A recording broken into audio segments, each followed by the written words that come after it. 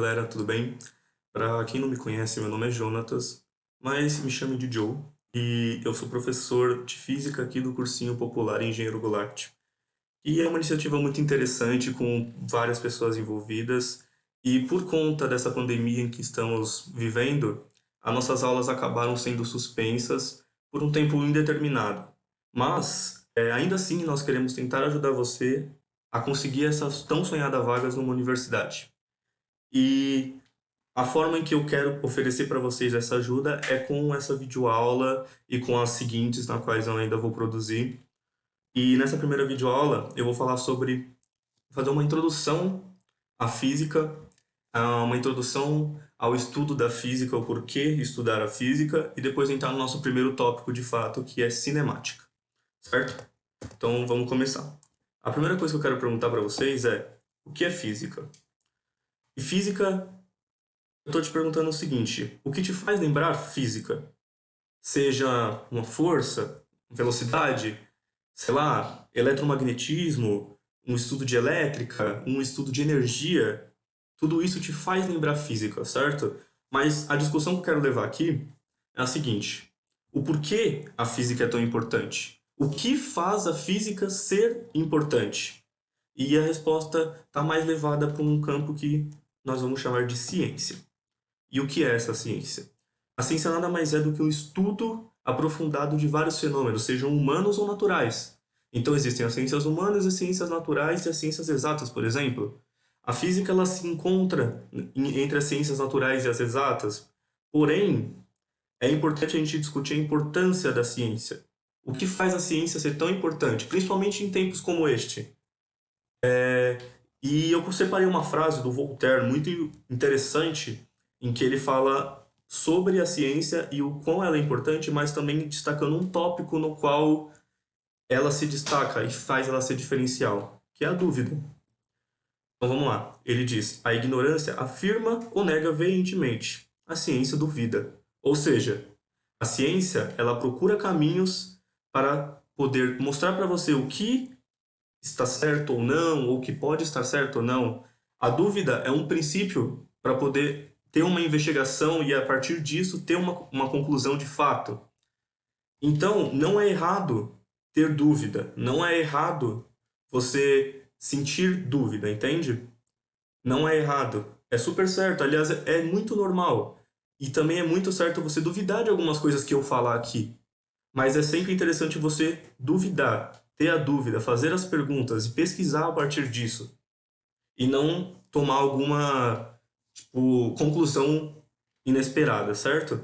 Vamos começar então o nosso tópico, que eu vou falar um pouco sobre vetores e entrar em cinemática, certo? Então vamos lá. Vetores.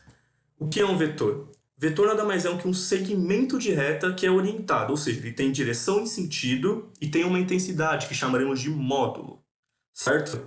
Então, podemos ver aqui que ele é representado da seguinte forma: tem a direção, o sentido e o módulo é o tamanho dele. A nossa direção ela pode ser caracterizada como o eixo X, eixo Y, diagonal, por exemplo. O sentido ele sempre vai ser colocado, sei lá, da esquerda para a direita, de cima para baixo, ou seja, eu posso ter um vetor que seja horizontal da esquerda para a direita de módulo 10, por exemplo, o tamanho dele é 10. 10 o quê? Aí a gente pode colocar alguma unidade na qual a gente está interessado em estudar, que aí vão caracterizar então as grandezas vetoriais. O que seriam essas grandezas vetoriais? São tudo que você pode medir, são medidas, né, na qual tem direção e sentido. Ou seja, podemos pensar o seguinte: a massa é uma grandeza vetorial? Não. Por quê? Porque ela não tem direção e sentido. A massa é uma grandeza única ali. Agora vamos pensar na velocidade. Velocidade é uma grandeza vetorial? Sim. Por quê? Porque ela tem direção, ela tem sentido e ela tem módulo. Ela pode ser de direção horizontal, vertical, diagonal. Ela pode ser de sentido de esquerda para direita, de cima para baixo, de baixo para cima e etc. E de vários módulos. Então, vamos pensar o seguinte: toda vez que a gente vê um número, uma unidade de medida, ou seja, uma unidade de medida, seja pelo sistema internacional ou não, vamos tentar pensar se é ou não uma grandeza vetorial. Então a gente faz essas perguntas. Tem direção? Ou tem sentido? E qual é o módulo dela? Se a gente conseguir essas 3 perguntas, então a gente pode dizer que é sim uma grandeza vetorial, certo? Tem a primeira parte que eu vou disponibilizar aqui dos slides sobre resultante de vetores paralelos, vetor opostos. Eu vou deixar algum vídeo que explique melhor isso por conta do nosso tempo. Eu também não quero tomar tanto tempo. E essa parte aqui, ela é interessante, porém é melhor estudar um vídeo só dela, certo? Então eu vou passar aqui. Então vamos pensar em grandezas vetoriais, assim como eu disse. Grandezas vetoriais são medidas que possuem, além do seu valor numérico, direção e sentido. Então, a pergunta que eu fiz, toda grandeza é vetorial? Não, nem toda grandeza é vetorial. Mas toda a grandeza vetorial tem direção e sentido. Vou colocar alguns exemplos aqui. Forças são de grandezas vetoriais porque ela tem direção, sentido e também, além disso, um módulo. A gravidade é uma grandeza vetorial. A posição de um corpo é uma grandeza vetorial. Velocidade também. Então, a gente vai discutir agora um pouco sobre cinemática, mas antes eu quero fazer uma comparação que também estudaremos dinâmica. Eu quero fazer realmente essa comparação entre os dois e explicar por que cinemática e dinâmica são diferentes. Então vamos lá. Pensamos aqui cinemática e dinâmica. A cinemática ela vai estudar o movimento dos corpos, que podem ser tratados como partículas ou qualquer coisa do tipo, mas a gente não vai se preocupar com a causa desse movimento, certo? Então, um exemplo da cinemática, por exemplo, que a gente vai estudar hoje, que é movimento retilíneo uniforme, e mais tarde, movimento retilíneo uniformemente variado, movimento circular uniforme, e por aí vai. Porém, o que eu quero que vocês entendam é que a cinemática ela se preocupa em analisar o movimento, as características do movimento, e não o que causou esse movimento. E o que vai estudar essas causas vai ser a dinâmica, que vai estudar todas as forças envolvidas naquele movimento, que aí depois vão ter as respectivas leis, que vamos chamar de leis de Newton, que são bem desconhecidas. Outra coisa que eu quero falar antes de iniciar realmente cinemática é a diferença entre distância e deslocamento, certo? Eu vou tentar colocar aqui para a gente poder acompanhar melhor a caneta. Então, pensando no seguinte, temos aqui um ponto A, certo? Um ponto A, desculpe se a letra é feia. Aqui temos aqui um ponto B, correto? O que é distância? A distância vai ser você pegar o ponto A e traçar uma linha reta ao ponto B. Isso é uma distância, certo? A distância de A para B é tanto. Porém, ela não é necessariamente igual ao deslocamento que você vai fazer de A para B. O deslocamento ele pode ser de N formas. Pode ser em linha reta, pode ser fazendo, por exemplo, ondas assim, pode ser vindo daqui para cá e por aí vai. E isso é o deslocamento. Então você percebe que a linha reta é realmente a menor distância possível entre dois pontos. Pelo menos nas nossas físicas newtonianas. Porque depois a gente vai discutir de Einstein e tudo mais e a gente percebe que não é isso. Porém, a gente percebe aqui que o deslocamento ele não é necessariamente em linha reta, ele pode tomar várias formas, mas o que a gente analisa é o deslocamento. Porque para a gente calcular uma velocidade, que é o que a gente vai falar daqui a pouco, a gente precisa do deslocamento. Certo? Então vamos para a primeira parte, que é de movimento retilíneo uniforme. O que caracteriza um movimento retilíneo uniforme? É o fato dele ter uma velocidade constante. Gravem isso, velocidade constante, certo? Então, o corpo ele pode ter ou não velocidade constante. Se ele tiver, ele está incluso nos estudos de movimento retilíneo uniforme. Se ele não tiver, ele não está incluso nesse campo, ele está em movimento retilíneo uniformemente variado, que é o que a gente estuda depois de movimento retilíneo uniforme, certo? Então surge nossa primeira fórmula tão conhecida, velocidade igual a variação do deslocamento sobre a variação do tempo. V igual a ΔS sobre ΔT. Vamos pensar em unidade de medida. O nosso deslocamento no sistema internacional é dado em metros. E o nosso tempo em segundos, ou seja, a nossa velocidade vai ser metros dividido por segundo, ou seja, metros por segundo. Certo? Então, vamos pensar o seguinte. Esse daqui é o nosso carro e vamos pensar ele de forma vetorial. Vamos pensar essa velocidade de forma vetorial. Tá aqui, ó. Esse é o vetor velocidade, representado aqui, ó, pela setinha em cima, que está justamente colocando que é um vetor, certo? Então, Esse estudo de velocidade ele é muito importante, então é muito legal a gente poder prestar bastante atenção nessa primeira aula, porque vai ser importante para todas as outras, certo? Então, vamos de novo, só para completar. Velocidade constante. A velocidade tem que ser constante, certo? Se eu analisar um mesmo percurso e eu disser que ele tem uma velocidade constante, eu posso pegar quaisquer dois pontos desse percurso que a velocidade vai ser a mesma, tá bom? E uma dúvida que muita gente tem é a conversão de quilômetros por hora para metros por segundo. Bom, vamos lá. Por conta de uma regra de 3 que eu não vou demonstrar aqui agora, mas eu posso demonstrar se vocês pedirem, a gente vai colocar, para converter de quilômetros por hora para metro por segundo, esse círculozinho, que é muito legal vocês verem e pensarem o seguinte. Eu quero transformar de quilômetros por hora para metros por segundo. Eu vou e divido por 3,6, certo? Então, eu tenho, por exemplo, 36 quilômetros por hora, eu vou dividir por 3,6, eu vou ter 10 metros por segundo. E agora, se eu quiser transformar de metros por segundo para quilômetros por hora, então a gente multiplica por 3,6. Então, de 10 metros por segundo multiplicado por 3,6 vai me dar 36 quilômetros por hora. Certinho? Vamos continuar aqui. A primeira fórmula é a famosa fórmula do sorvete. Todo mundo já deve ter visto isso em alguma parte da vida, nos estudos de física no ensino médio. Porém, muita gente não percebe que essa fórmula ela nada mais é do que uma equação horária. O que é essa equação horária? É uma função do primeiro grau. E o que uma função do primeiro grau mostra pra gente? Quando a gente coloca ela graficamente, que o gráfico ele é em linha reta. Ó, linha reta. Certo? Essa é uma característica muito importante. E também outra coisa que eu queria mostrar para vocês é justamente que essa configuração S igual a S0 mais V vezes T, ou seja, espaço final igual a espaço inicial mais o módulo da velocidade vezes o tempo, ele é oriundo, né? Ou seja, ele vem da fórmula velocidade V igual a ΔS sobre ΔT. Como? Sabemos que ΔS nada mais é do que a variação do espaço, ou seja, um espaço final menos um espaço inicial. E o ΔT, a mesma coisa, um tempo final menos um tempo inicial. Ambos eu chamo de S0 e T0, certo? Porém, nessa configuração a gente sempre tenta partir da origem, ou seja, de quando T inicial é igual a 0 segundos, ou seja, T0 igual a 0, certo? Então vamos lá, nossa equação vai ficar mais ou menos assim. V igual a S menos S0 dividido por T.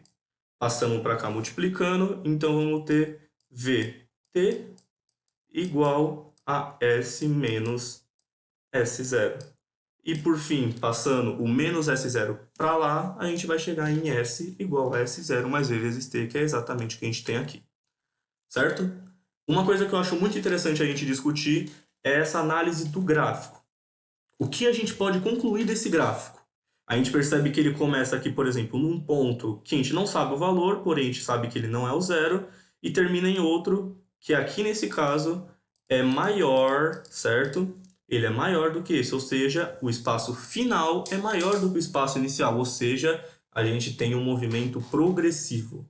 Ou seja, essa relação mostra pra gente que ele vai estar andando, e no primeiro referencial que a gente teve, ele está andando no sentido positivo. Mas a gente consegue concluir que a velocidade é maior ou menor aqui? Não, a velocidade ela é constante. Uma coisa muito legal para se pensar. Então, isso quer dizer que não podemos falar nada sobre a velocidade nesse sentido aqui. Por quê? Porque ela é constante. Então, se eu pegar este ponto aqui com aqui, por exemplo, a velocidade ela vai ser a mesma. Se eu comparar com esse, e consequentemente por esse e esse, por aí vai. A velocidade é a mesma. Então, a gente não consegue tirar muitas conclusões da velocidade olhando o gráfico. A menos que a gente tiver os valores aqui, a gente consegue achar um módulo dela. Mas sempre lembrando que, nesse caso, ela é constante. Certo? E aqui a gente tem um movimento retrógrado, que é quando a gente pega um ponto inicial, que a gente coloca como referência, e ele vai para o sentido negativo da coisa. Entende? Então, a gente vai ter aqui uma configuração que a gente chama de movimento retrógrado.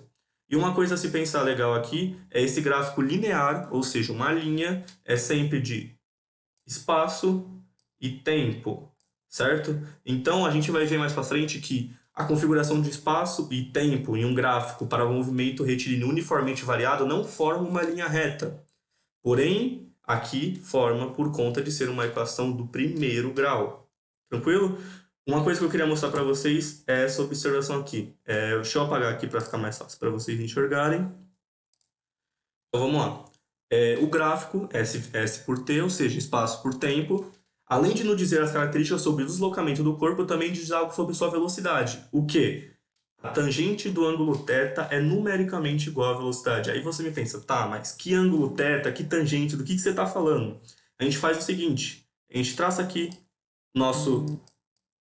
nossa linha reta aqui, certo? E nossa linha reta aqui. Concordamos que aqui tem 90 graus. O desenho não está perfeito, mas a gente tenta fazer o máximo. Colocando um ângulo que vamos chamar de θ aqui, nós temos que a tangente dele é igual à velocidade. Por que a tangente? Tangente, vamos lembrar, lá dos estudos de matemática, hein? Tangente é cateto oposto sobre cateto adjacente, ou seja, esse espacinho aqui dividido por esse espaço aqui. Tranquilo? Então vamos pensar o que cada um desses espaços vai mostrar pra gente. Esse espaço aqui nada mais é do que o nosso ponto inicial e depois o nosso ponto final, ou seja, S menos S0. Então aqui temos o ponto final menos o ponto inicial, dá exatamente esse espaço. E aqui, análogo, T menos T0.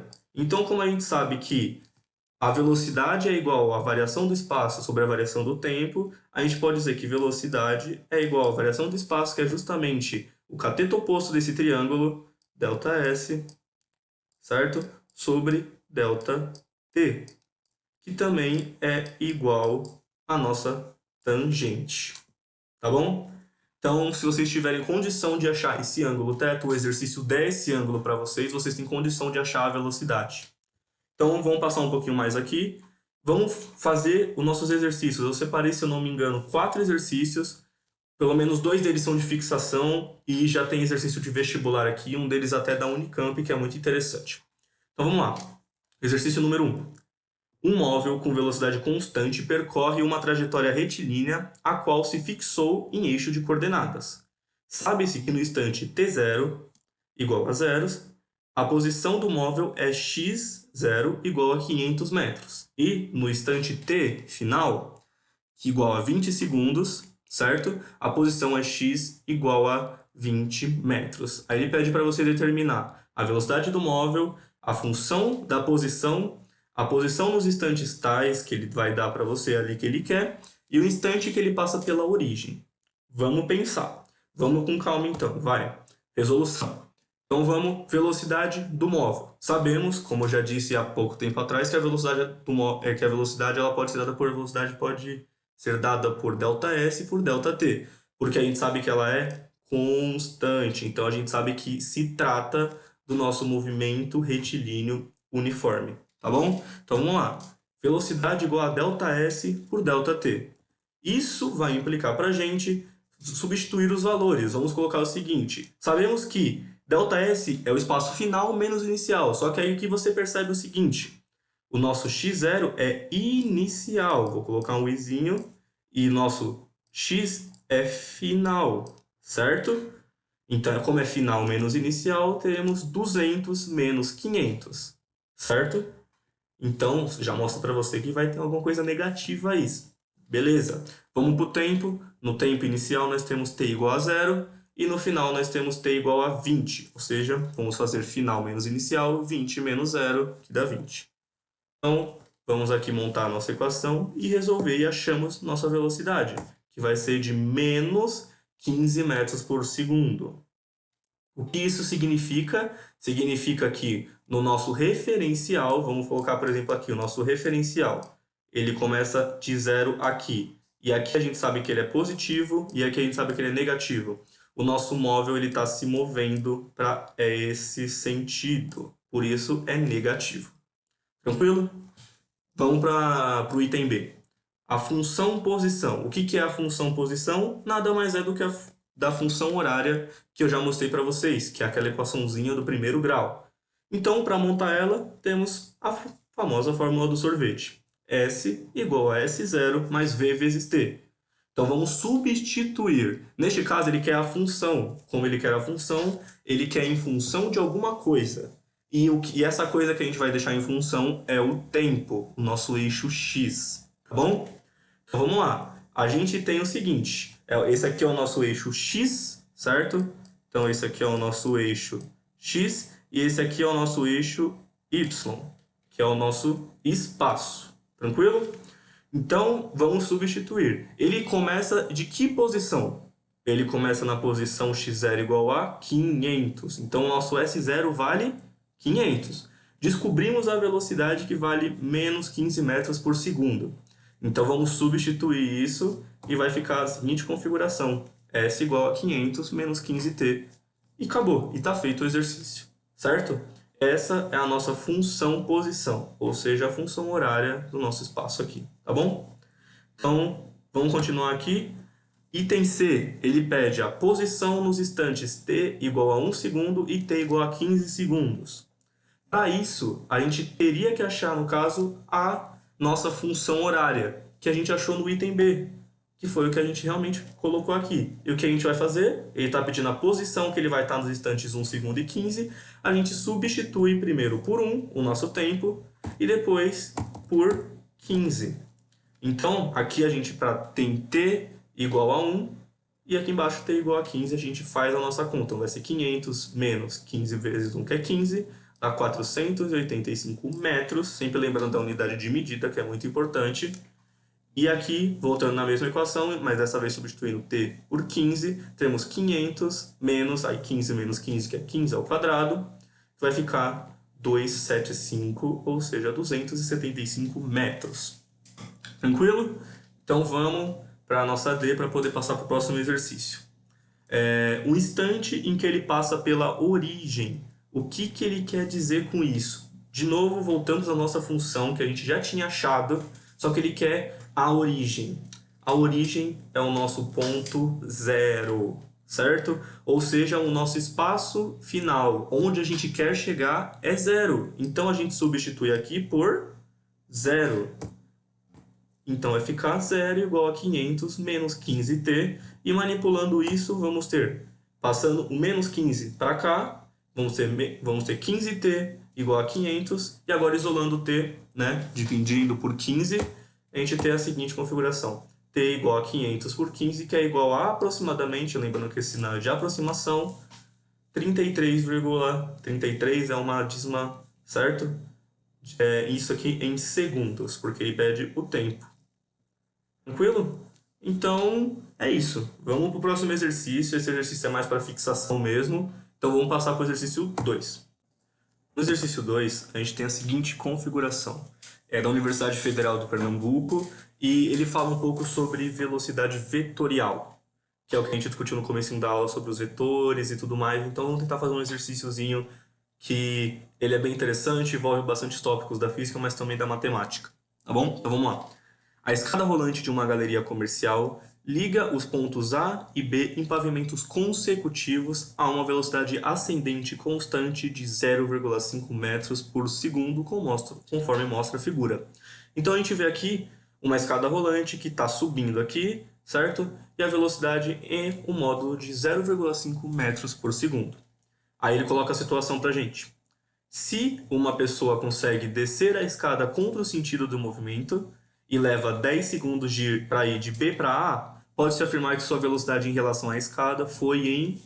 Então vamos pensar o seguinte. A pessoa estava aqui no nosso ponto B, certo? E ele quis até o A. Só que aí você concorda que ele teve que fazer uma velocidade para poder descer isso daí.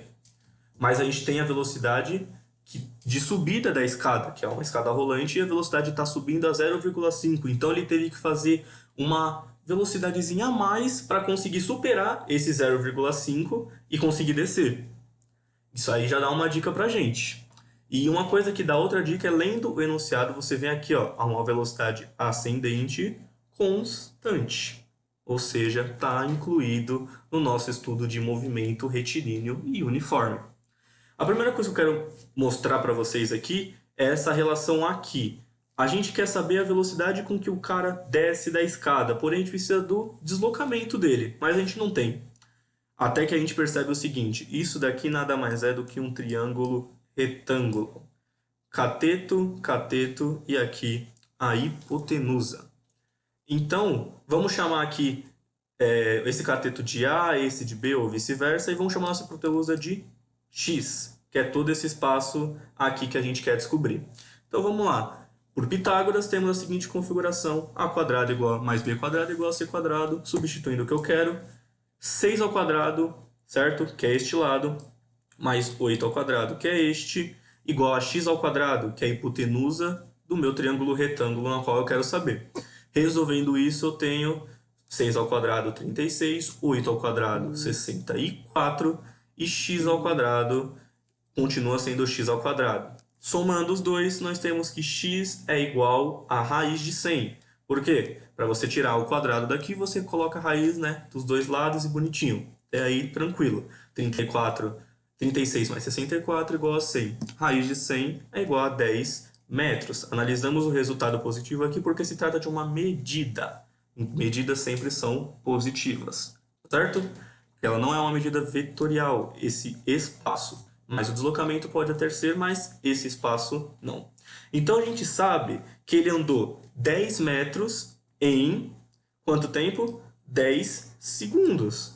Então vamos, né? Vamos colocar aqui o nosso triângulo que a gente acabou de descobrir, que é 8, 6, 10, certo? E vamos fazer essa observação usando, coloquei como VH, como velocidade do homem. Velocidade homem, VH. É igual a variação do espaço por variação do tempo. A variação do espaço é de, que a gente descobriu que é a hipotenusa, 10 metros, certo? E o nosso tempo de 10 segundos, então 10 metros dividido por 10 segundos dá 1 metro por segundo. Essa é a nossa velocidade do homem, tá certo? Então, vamos fazer outra análise. A gente sabe que eles estão em sentidos opostos, ou seja, imaginando aqui, ele está descendo enquanto a escada está subindo, então eles estão em sentidos opostos, então conforme ele consegue descer e a escada vai subindo, eles vão se distanciando. Eles se distanciando, isso mostra que o espaço entre eles vai aumentar, certo? E consequentemente a velocidade também vai aumentar porque elas são diretamente proporcionais, certo? Então, para poder achar essa velocidade relativa, né, em relação a essa escada, a gente tem que fazer a seguinte observação, que a velocidade relativa mais a velocidade da escada é igual à velocidade do homem. Concordam? Porque a gente vai ter a velocidade que ele realmente faz ali, certo? A velocidade relativa à escada mais a velocidade da escada, somando-se a duas, vai ter a velocidade do homem, que é o que ele precisou para poder descer. Tranquilo? Agora a gente tem que analisar outra coisa, em questão de sentido, qual é positivo e qual é negativo. Tá certo? Então vamos pensar o seguinte, analisando agora o nosso homem, a gente quer saber em relação a ele, a velocidade dele em relação à escada, então vamos considerar este lado para cá como positivo. Então tudo que vier para cá vai virar negativo. Tranquilo? Então, obviamente, a nossa velocidade da escada vai acabar ficando menos 0,5. Então, substituindo, nós temos o seguinte, V mais o próprio menos 0,5, a regra de sinais aqui que vai dar menos, certo? É igual à velocidade do homem que a gente calculou, que dá 1 metro por segundo. Aí você pensa, nossa, 1 metro por segundo. Meu Deus, que eu já tinha achado ali do homem. É a alternativa C. Não, vamos pensar o seguinte, foi o que eu falei. Essa é a nossa configuração. Ele está pedindo a velocidade em relação à escada e não a velocidade do homem. Certo? Essa é a pegadinha do exercício. Então, resolvendo isso, a gente vai chegar para V igual a 1,5 metros por segundo, que é a nossa alternativa D. Tranquilo? Então, eu espero que tenha ficado claro esse exercício. Então, vamos para o exercício 3, que é o nosso exercício da Unicamp. E de 2018, é recente, e vocês vão ver que ele é um exercício totalmente tranquilo. Vamos pensar o seguinte, vamos ler então. Situado na costa peruana, Chanquillo, o mais antigo observatório das Américas, é composto por 13 torres que se alinham de norte a sul ao longo de uma colina, certo? Em 21 de dezembro, quando ocorre o solstício de verão do hemisfério sul, o Sol nasce à direita da primeira torre, ou seja, no sul, certo? Na extrema direita. A partir de um ponto de observação definido, que é esse da foto. Beleza. À medida que os dias passam, a posição que o Sol nasce se desloca entre as torres rumo à esquerda, ou seja, ele vai de sul para norte. Aí ele coloca o seguinte: pode-se calcular o dia do ano observando qual torre coincide com a posição do Sol ao amanhecer. Aí vamos para a parte que é importante. Em 21 de junho, solstício de inverno no hemisfério sul, o Sol nasce à esquerda da última torre na extrema esquerda. Ou seja, ele demora aqui de 21 de dezembro a 21 de junho para ir desse sul até a ponta desse norte aqui. Tranquilo? Então, continuando. E aí depois disso ele coloca aqui, ó. Aí depois disso ele vai se mover de volta para o sul para poder reiniciar o ciclo no dezembro seguinte. Ou seja, em dezembro ele vai estar aqui e ele vai andar até aqui, aí aqui em junho, e aí em junho ele vai voltar e vai estar aqui de novo em dezembro. Então ele faz esse movimento. Beleza. Aí ele coloca: sabendo que as torres de Chanquillo se posicionam ao longo de 300 metros no eixo norte-sul, a velocidade escalar na qual a posição do nascer do Sol se desloca através da torre é de aproximadamente, ó, essa parte é importante, aproximadamente, ou seja, a gente vai ter uma resposta, porém essa resposta não é exata. Então, é muito interessante, toda vez que você lê esse aproximadamente, você pode ter uma noção de que você pode estar sendo o caminho certo, mas às vezes você não vai ter um resultado tão próximo do que você queria. Mas você sabe que ele está próximo e ele pode ser considerado como verdadeiro nesse exercício. Então, vamos pensar o seguinte, ele fala o seguinte: ele se posiciona a 300 leg e a velocidade escalar média com qual ele nasce é essa. Porém, a gente sabe que é uma velocidade média e não tem nada que não nos mostre que ela não é constante. Porque como ele obedece um certo período, né, que ele vai, aí de dezembro até junho ele vai, e depois de junho até dezembro ele vai voltar, então a gente tem uma velocidade constante, é um período definido. Então, vamos lá. Temos aqui velocidade igual a variação de espaço pela variação do tempo. Só que aí é que está uma pequena pegadinha do exercício que ela só vai complicar, não vai te fazer errar, mas ela vai complicar. Porque você vai olhar aqui, 21 de dezembro e 21 de junho. Aí você faz as alternativas aqui, ele pede, a unidade de medida que ele usa não é a do sistema internacional, ele usa metro por dia. Ou seja, ele quer que você divida metros por dias. Então, vamos lá. A gente tem aqui o comprimento de sul até norte, que é 300 metros, e o tempo que ele leva de 21 de dezembro a 21 de junho. Porém, a pegadinha do exercício é fazer você perder tempo fazendo a conta de quantos dias tem entre 21 de dezembro e 21 de junho. Essa é a pegadinha do exercício, porque seria basicamente você fazer 300 metros dividido por essa diferença das duas datas. Só que aí demanda mais tempo e você acaba perdendo muito tempo no vestibular, o que é muito ruim. Então, uma coisa que eu falo para você é ler o texto de novo. Ó, uma parte muito importante do texto que ele coloca assim: às medidas que os dias passam, ele vai se movendo rumo à direita para reiniciar o ciclo no dezembro seguinte. Ou seja, ele vai ir e depois ele vai voltar e ele vai começar em 1 de dezembro e depois vai terminar em dezembro. Ou seja, ele demora 1 ano, certo? Ou seja, 365 dias. E por que a gente não faz essa conta então? A gente sabe que é 300 metros daqui até aqui, a gente tem 300 metros, certo? Mas só que a gente sabe que indo e voltando é 300 mais 300, ou seja, 600 metros. Então a gente pode fazer a seguinte conta: a variação do espaço, 600 metros, e a variação do tempo como 1 ano, que é 365 dias, para ano bissexto 366, que aí a conta vai dar realmente muito equivalente nesse sentido, e por conta desse aproximadamente a gente vai poder considerar a alternativa certa. Então vamos para a conta: 600 metros dividido por 365 dias vai dar a nossa resposta de aproximadamente 1,6 metros por dia. Tranquilo? Ó, da Unicamp. Não é um exercício difícil, é um exercício razoavelmente tranquilo, porém tem essa pegadinha que te faz perder um tempinho, e a intenção é que vocês não percam tempo em exercícios fáceis. Tranquilo? Vamos para o nosso último exercício, que é de análise de gráfico. Esses exercícios assim, eles são muito comuns no Enem, porque o Enem ele gosta muito de cobrar uma análise qualitativa e não tão quantitativa de assuntos da física. Vamos lá, esse exercício em si ele é muito comum no Enem, mas ele é da Federal do Sul de Minas, se eu não me engano. Então vamos lá. No gráfico, representam-se as posições ocupadas por um corpo que se desloca numa trajetória retilínea em função do tempo. Pode-se então afirmar que o módulo da velocidade, então, ó, ele quer saber o que a gente pode afirmar acerca da velocidade desse corpo. Vamos ler todas as alternativas. A. Aumenta no intervalo de 0 a 10 segundos. B. Diminui no intervalo de 20 segundos a 40 segundos. C. Tem o mesmo valor em todos os diferentes intervalos de tempo. D. É constante e diferente de 0 no intervalo de 10 a 20 segundos. E E. É maior no intervalo de 0 a 10 segundos. Vamos tentar fazer por eliminação. Vamos lá. Alternativa A, aumenta no intervalo de 0 a 10 segundos. Então, no intervalo de 0 a 10 segundos, nós temos aqui, ele vai do ponto 0 até o ponto 50 em 10 segundos. Então, naquela fórmula que velocidade é espaço sobre tempo, né? V vai ser, então, o espaço, 50 menos 0, 50, e o tempo de 10 segundos, certo? Tá feio, mas tudo bem. Que vai ser então de 5 metros por segundo. Então aqui a gente sabe que ele realiza em 5 metros por segundo. Só que a pergunta dele é: a velocidade aumenta nesse intervalo? E foi uma coisa que eu falei no começo dessa aula.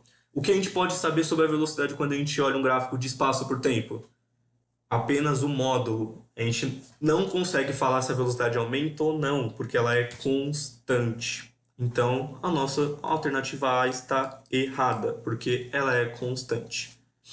No B, diminui no intervalo de 20 a 40 segundos. De 20 a 40 segundos, ele vai de 50 até 0, só que em 20 segundos. Em 20 segundos. Então, eu vou ter 50 dividido por 20, que vai me dar aproximadamente 2,5 metros por segundo. E aí todo mundo pensa, é menor do que 5 metros por segundo, então é a B. Porém, entra no mesmo quesito que eu tinha falado. Não diminui, a velocidade ela não diminui. Ela está sendo retrógrada, mas ela não diminui. Tá certo? Ela é constante neste intervalo. Se você comparar este intervalo 1 com o intervalo 3 aqui, ele realmente, a velocidade ele é maior aqui do que aqui. Mas isso não significa que a velocidade durante o intervalo 3 diminuiu, que é exatamente o que a alternativa B fala. Então a alternativa B está errada. Então, C, tem o mesmo valor em todos os diferentes intervalos de tempo.